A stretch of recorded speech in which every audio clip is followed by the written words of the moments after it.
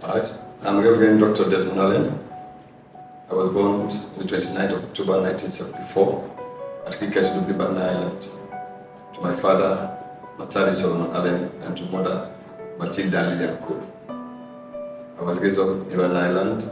I went to Cricket, Dublin Community School from class 1 to class 3. I was sent to my aunt in Freetown, where I continued my primary education. I said it was primary school. Growing up was a little bit tough. My aunt was ordinary school teacher, primary school teacher with 6 kids, and then living with her, I was number 7. And then she also had one of her cousins as well with her, so we are 8 together in a 1-bedroom house at Mama Street, Bufield. It was a difficult one growing up because I had to walk from Mama Street to 4th Street to go to school during my primary school life, which wasn't easy at all. But as God will have it, through the plan of God and every purpose, I managed to finish primary education and then find myself at model secondary school. It was a difficult one as well. And then my aunt finally have a partner, they have a child together, Mr. Benjamin Macaulay, and they moved out to Bailey Street, Bufield. So that particular man helped take care of my secondary education from Form 1 up to from 5. And then I had my tertiary education at Gibbs Vocational, where I studied office duties as a subject. And I was in second year, then my mom died. I was in second year, the man himself died in the UK. So things become very tough. I have to find myself grinding at Congo Market with face. It was difficult. I did that for 3 consecutive years, just to make sure I get to university or to college. It was difficult, and it was tough. My uncle Gashon Allen did well when I was in Form 5. He managed to pay my fees, which is the GCO level fee then. That's how I managed to get my GCO level. And then the rest of the other education was tough. I had to grind at the market, and then I find myself at welfare home where my parents not send me, but that's the only way I can survive. So I have to go get myself to welfare home at Kinton. I stayed there for 3 years as well.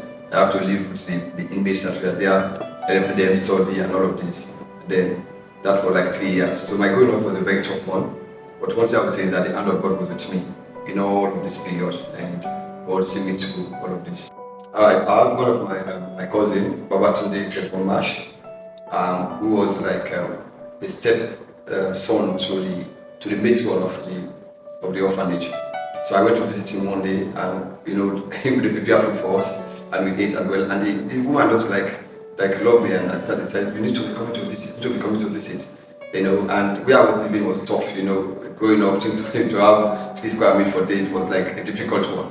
So I was going to visit, and then they provided offer me a room.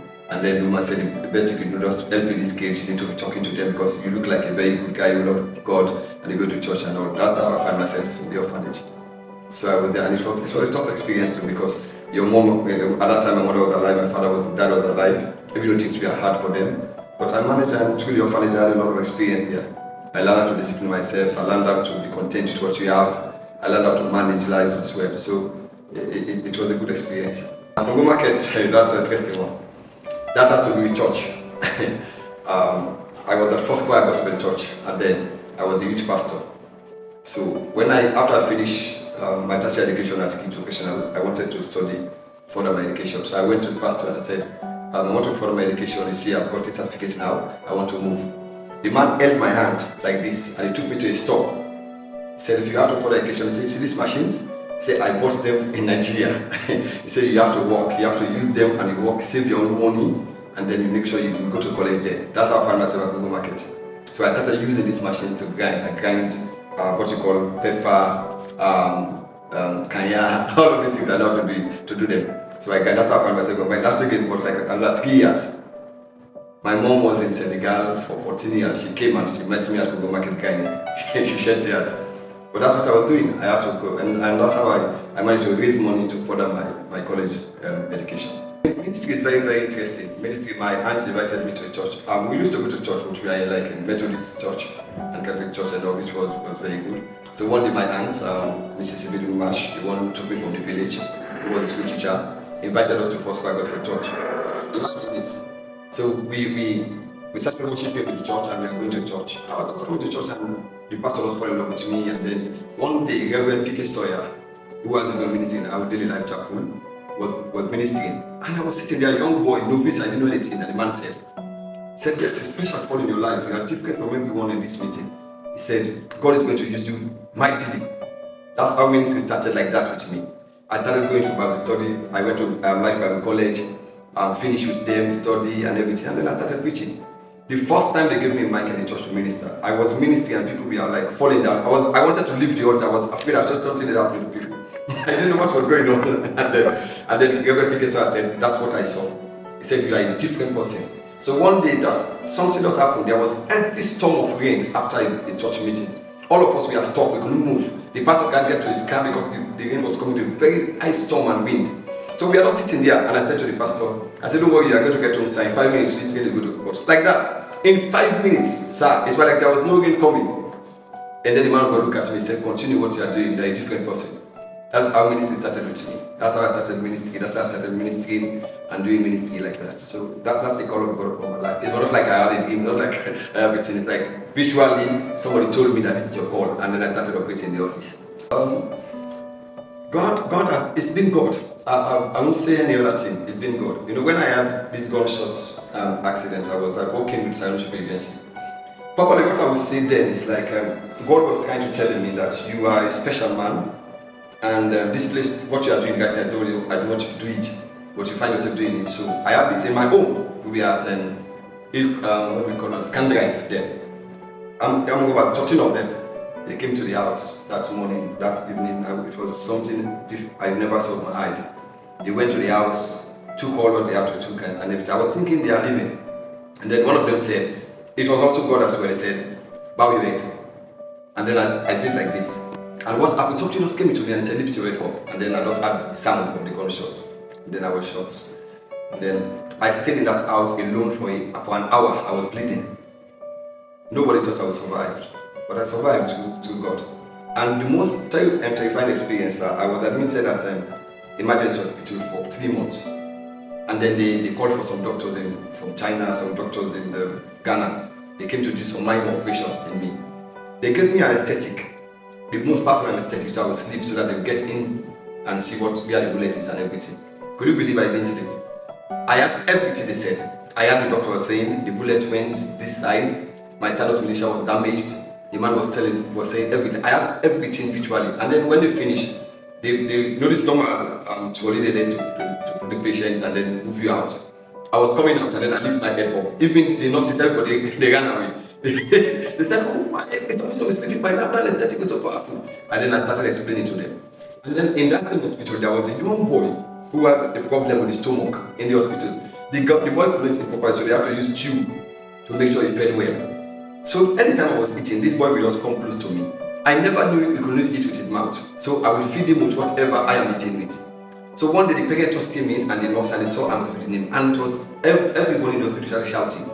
He will have a problem, there's going to be an issue, this boy didn't eat for himself, he had to eat through the tube, you did not have given this food, everybody was thinking. The next day, this boy was called Mohammed. Mohammed removed the tube himself and he started eating the food that we are giving to him. That was the healing of Mohammed.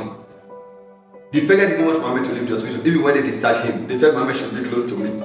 That's why I had a friend in the hospital called Mohammed. So it was all God. It was all, I've never had an experience where God has been involved in my life. It was all, I've seen God in a dynamic way, in a special way in my life. It's all been God. So Desmond is a combination of Josephine and Desmond. I was working for Silent Agency where I was like an office manager. And then first I started as a export clerk to assistant shipping manager to sales representative to I end up office manager, and then I resigned. And then I moved to a company called Cali Tire, where I set up, that was a logistics lieutenant. I set up their logistics for them and everything, and then I decided to open Desmond. Desmond is a logistics company which deals with clearing and forwarding and transportation. That's what we do. So I moved to business and all, and business has been another great experience for me as well. It allows me to do ministry. That's what I would say. Because it allows me to, even though it's ethic, but it allows me to do ministry because I'm not working for someone. So the business is a very different thing as well, and it has helped me to be able to sustain the ministry call as well. The first person I would say is Reverend Dr. Colin Max Williams. He was my boss at Cybership Agency. So when I started Desmond, his advice, his support, his everything has been very, very good. And I will not say the list of all my staff. Some of them who started with me, like to blessed memory now, Mr. Emmanuel Kumar, he left us about 2 years ago. They played a role because I employed them when I was at the agency. So when I started Desmond, they followed me. Banco de Dumbuya as well, he's still with me. For the inception of the business, he's been there, so he's still with me. So they have played a very great role in the expansion of the business and where the business has gone today. We give God the glory. With the PhD, I have two doctorate degree. Most of them was given to me by what I have done, my achievement, my love, passion for kids, helping people to have education and everything. I have one from Cambridge International College, another one from Institute of Chartered Business Managers. And then now I've just finished my master's degree in the UK to Courage International affiliation of Manchester University in the UK. So I've just finished that as well. So I still strive for education, and I've just enrolled to Christian Bible College, and I'm trying to have diploma in theology as well. And that's one of the most joyful life I'm living, in trying to give back to the community, because I know how it was difficult for me growing up. I understand what it means to go to bed without food. Let me give you this story as I'm saying. I was living with my aunt, as I said, we are 6 in the family, 7 in total, including her. So one day my aunt became a little bit selfish. That I will not say selfish, but that's what every human will do. The little that she had in the home, she prepared it for her and her children. But she had me in mind, so she went out that day. I didn't eat from morning until about almost going to 9 p.m. There was nothing. You can say even a loaf of bread to just like have something to eat. It was difficult.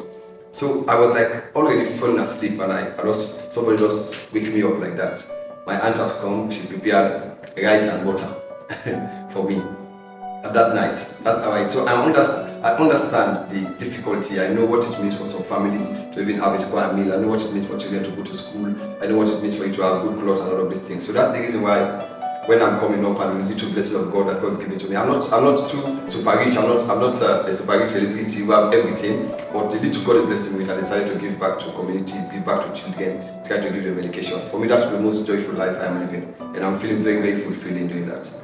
I was the senior pastor at Flaming Bible Church in Moritan. During our Moritan committee, we have raised people in the church where we have helped them education, have some people in business. In the community, we have shared food a lot into people. And in Banana Island, we have erected a school.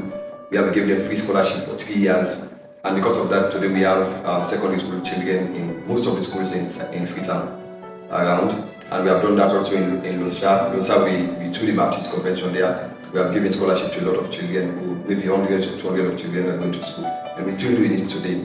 And during my birthday on the 29th, you will see that we are doing also, we are visiting orphanages and old people homes. We have donated to old people homes as well in Sierra Leone to help the old people to make sure they have some needs, something that they need to eat or to put on, or to have to make sure they live a very good life.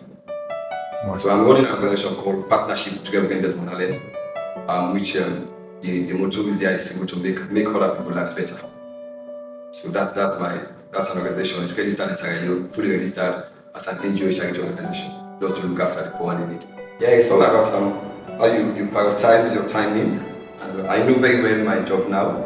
It's something that I learned many years ago, so I understand the pressure, the ability to work under pressure has been one of my strengths. So what I did is that I make sure I prioritize ministry time. Most of my time in ministry before, if you see me preaching out and you see people getting blessed and all, it's because I prioritize my time between 12 p.m. at night to 3 a.m. in the morning, and then get to 6 a.m. in the morning, and then get ready for the normal day. Because I know my normal day is going to be busy, I prioritize between 3 a.m. in the morning to 6 a.m. for most of my prayers, my study life, my everything. That have been with me for well over 18, 20 years. That is how I live my life. So you find out that my ministry life is with the night and the morning, and then my daily life is during the day. I make sure I go after my business and look after them well. So that's how I've been able to balance it. Well, I would say not just the preaching of the word of God, which everybody know I can preach and everything, but for people to remember me for a man who loves to see other people as better. I love to raise people. I love to see other people smile. In all of my life has been to raise people. Even though, as you know, there are some people that you will raise that will not, it's like the 10 lepers we are in, it's only one that come back to Jesus and say thank you. You have all of those experiences, but nevertheless, my fulfillment, what people remember me for is that whatever happens, whatever people will say is that they will say this man is a kind man, a man who have tried to make other people's lives better. I've given to the poor, I've helped the sick, I've helped the needy, and they will know that I'm a man who loves God. That's the bottom line of it all. I love God, I love doing what I am doing, and I love to see people smile. Next 50 years is I want to continue in this trend. I want to leave a legacy that will stand forever, even when I'm gone. My daughter, my son, and all of my spiritual children, they will have to carry out and continue in that vein of what I'm living now. Thank you to everybody that have contributed to my life positively. I will start with His Grace the Bishop and Lady Patricia Kuruma, because I've been under their ministry for something like about 20 years or so. And then their spiritual guidance and their love and support for me can't be underestimated. They have been a real support spiritually to me. I am a human, at times you make mistakes, but I'm still with them. They will guide you, they will support you, they will tell you what to do. So I want to extend my love and gratefulness to them for that. I also want to thank God for my late father, my late dad. We are so resembled. The only thing that, if my dad was here now, the only thing that will differentiate us is the white, the grey hair. That's all, but we're very resembled. And we have that covenant bond before he died. And I want to say, and where he is now, right now, he'll be very proud of me.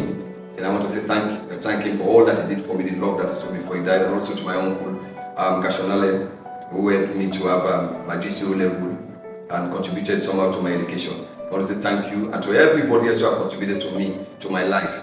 I want to say thank you very much. I want to say I love you. I will still remain to be who I am, Reverend Desmond, even after my 50th